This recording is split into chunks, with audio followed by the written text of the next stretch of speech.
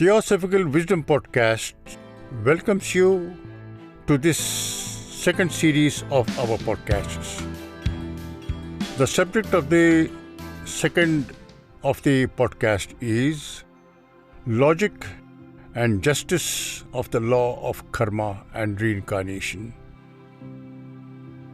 In the previous podcast, the first in the series, we said that we will be beginning the series with discussions on the law of karma and reincarnation. The reason for choosing this subject of our podcast is on account of its importance. The object of opting for this topic is to show that the belief in the doctrine of karma and reincarnation has a scientific foundation, and that these two laws of karma and reincarnation, hold the master key to the mysteries of life and to the problems and dilemmas that beset human life. What do we mean that these two laws have a scientific foundation? When we say that the belief has scientific foundation, we mean three things. One, these twin laws alone and none other offers explanation for the riddles and paradoxes of life and apparent injustice in society. Second, it fills the gaps and chasms in the chain of reasoning and gaps in the theories of science and on evolution and on cosmic and anthropological mysteries. Third, the twin laws have been validated by countless generations of highly evolved men and can be validated by anyone who is prepared to study and live the discipline of the higher life, which develops the capacity to know the truths by experience. We propose to illustrate these 3 points or propositions in this series of talks on karma and reincarnation. It must be stated at the outset, and this must be noted, that what we are offering in the Theosophical Wisdom Podcast is not speculative in character, but knowledge, verified and verifiable body of knowledge, not merely belief on blind faith. To repeat what was said in the previous, that is, the first podcast, listeners are not expected to believe in what is being offered, but only give the propositions that we are proffering an impartial consideration. You may take them as working hypotheses, if you like, and apply them to life's problems and see whether they are reasonable, just, impartial, and whole when compared with either the dicta of modern science or the dogma of the sectarian religions.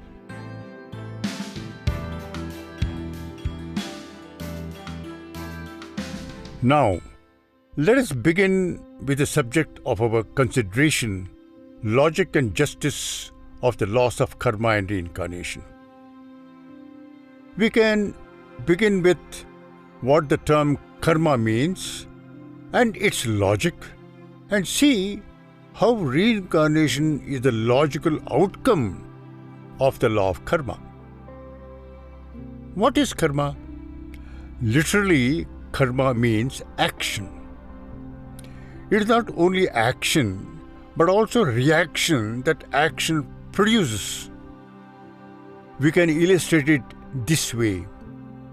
When we throw a rubber ball against a wall, it is action.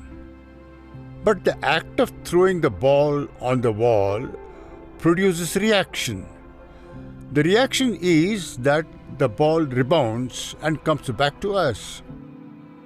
Similarly, our actions produce reactions which come back to us. This is only an illustration which does not cover the whole of the character and the working of the law. It illustrates only the law of action and reaction, the law of cause and effect in a mechanical mode. But it is not just automatic mechanical action and reaction, but has a moral dimension and spiritual purpose. The moral character of the law of karma is that if we act kindly, gently towards others, reaction comes to us in the form of kindness and happiness from others who received the benefit of our kindly acts. If we act selfishly, wickedly, or harshly towards others, the reaction comes back to us as so much of pain and unpleasantness. Action is sowing, reaction is reaping. What we sow, we reap. If we sow seeds of sweet-smelling jasmine, the plant will germinate, grow, and give us the pleasure of enjoying the fragrance of jasmine. If we sow seeds of poisonous weeds, we will reap the poisonous flowers and fruits of poisonous plants we ourselves sowed and nurtured. This is the doctrine of karma in simple words.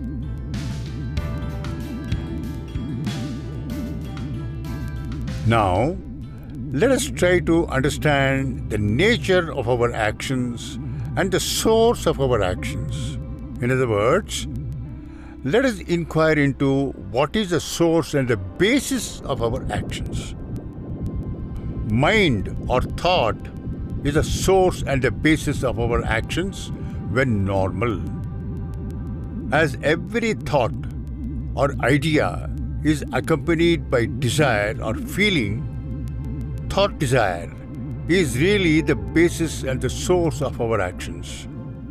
Motive or intent behind the thought desire gives moral coloring to the act. Let us not forget that motive is a significant factor in the working of the law of karma.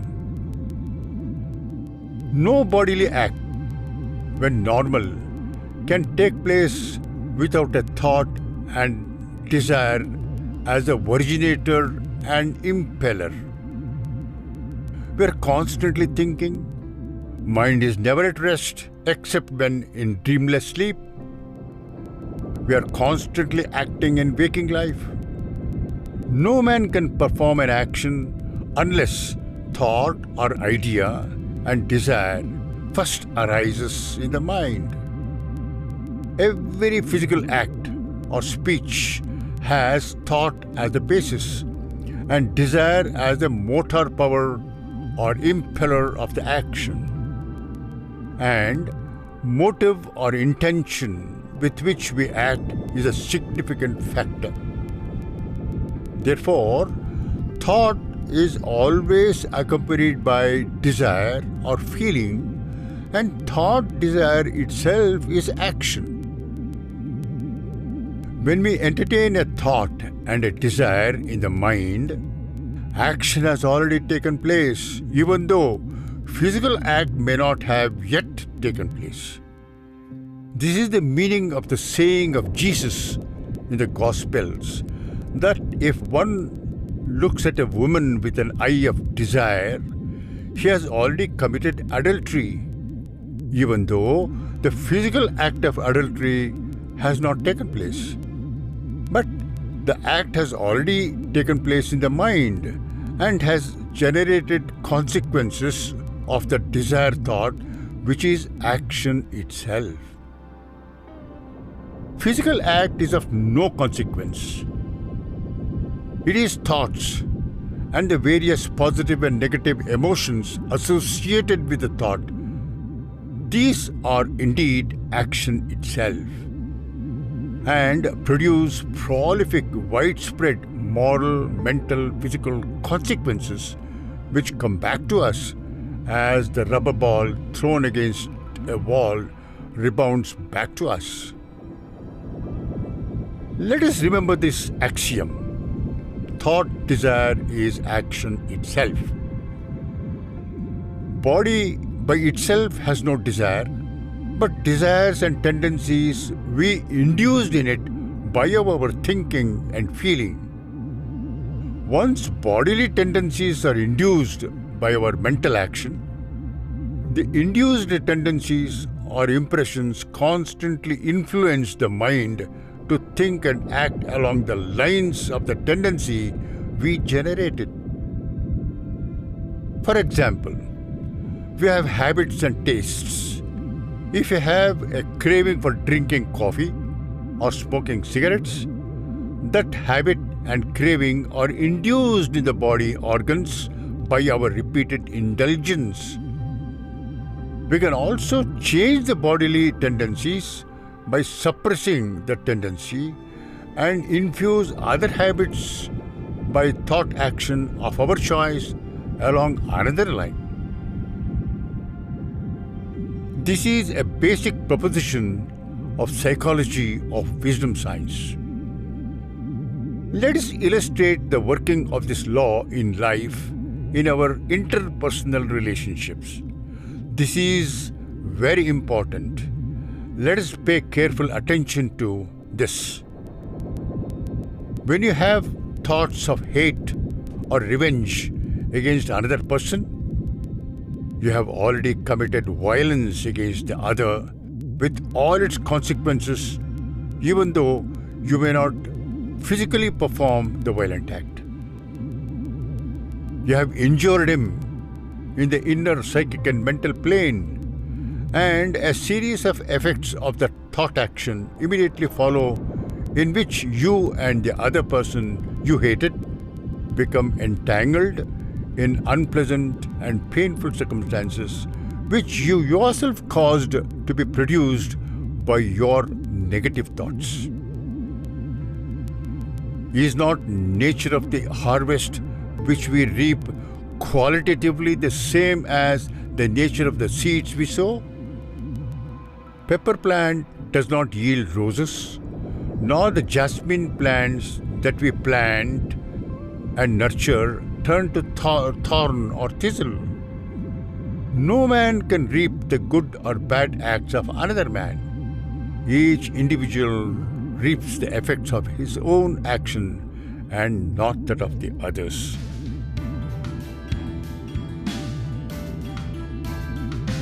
Now, let us examine the law of karma in character formation. A question may arise. Why is an individual born with certain character and potential, and other individuals born with different character and potential? Even children of the same biological parents markedly differ in tastes, tendencies, interests, inclinations, potential. Why? How and when did personal character and tendencies of people arise when they were born with such? Can it be accidental? Can it be chance happening? Or can it be will of God, as religionists say? There cannot be any accidental happening in a universe governed by impersonal law. God idea leads to absurdities. This is where the question of soul and of law of reincarnation come. Now, let's consider the unbroken thread of karmic action. While reaping the fruits of our past actions, we are also sowing new seeds by action in the present, which will bear fruit in the future. So, the thread of action and reaction of cause and effect goes far back in the long past and runs into indefinite future. This proposition necessarily brings up other truisms, that we are souls inhabiting the body, and this soul, who is the real actor and experiencer, who is essentially eternal, that is, an unbroken thread of mental consciousness. It is the self or the soul. We are souls, not bodies. In our higher consciousness, we are eternal, not subject to birth and death, like the body. We quit the body when it dies and reborn in another body which is new. Therefore, this leads us to another axiom. There is no karma unless there is a being to make it or feel its effects. This is how karma and reincarnation are bound up together. The law operates everywhere throughout the universe. The law of action and reaction, of sowing and reaping, not only applies to individuals but also to groups of individuals like families, communities, nations, and mankind as a whole. No community or nation can harm another nation or community or act towards another nation or community without the harm it did coming back to itself as pain, sorrow, misfortune, and so on, in exact proportion and measure to the harm it caused by its bad act. Similarly, no individual, community, or a nation can conduct itself with friendliness, helpfulness, compassion towards another individual, community, or nation without experiencing the effect of the kindly act, which will in time come back to it as reaction, as happiness, beneficence, light, harmony in life, and so on.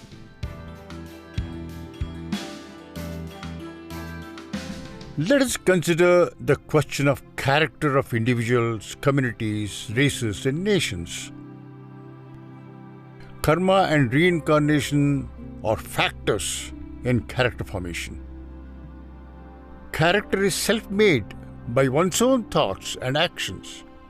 Similarly, racial and national character are made collectively by individuals constituting the race or nation. Therefore, the law of karma is absolutely just.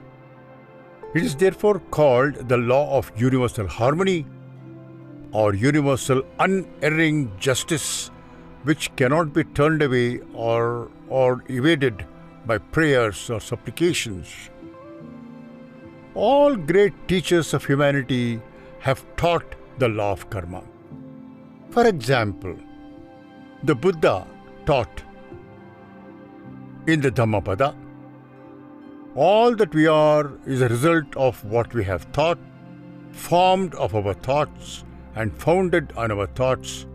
If a man thinks good thoughts, happiness follows him. If a man thinks evil thoughts, pain pursues him like his own shadow that never leaves him.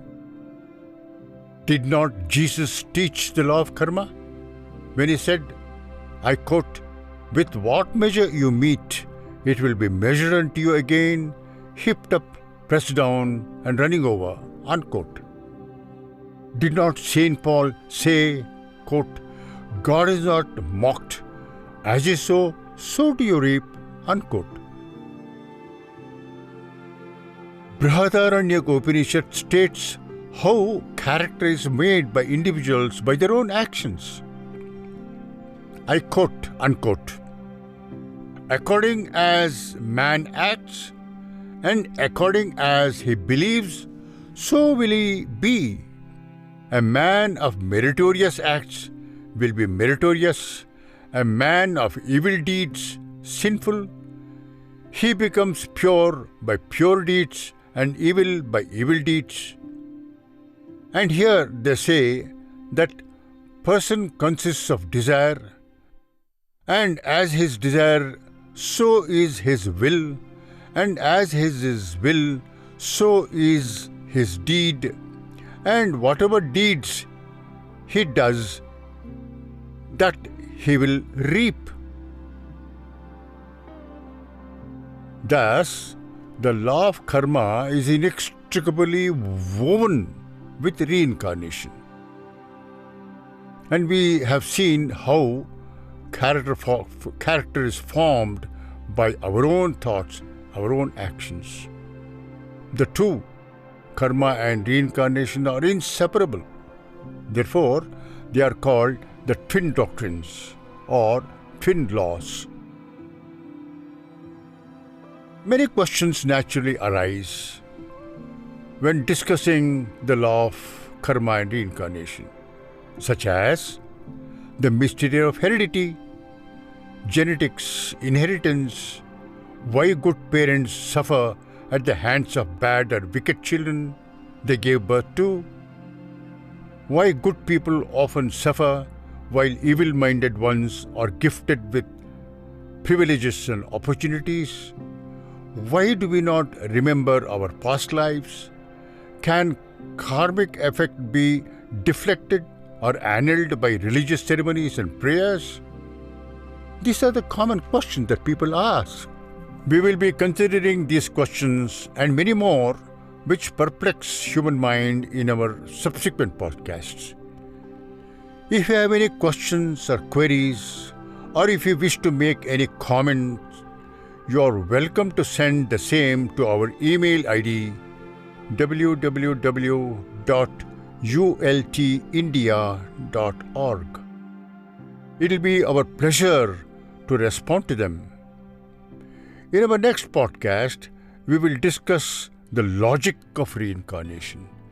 Thank you.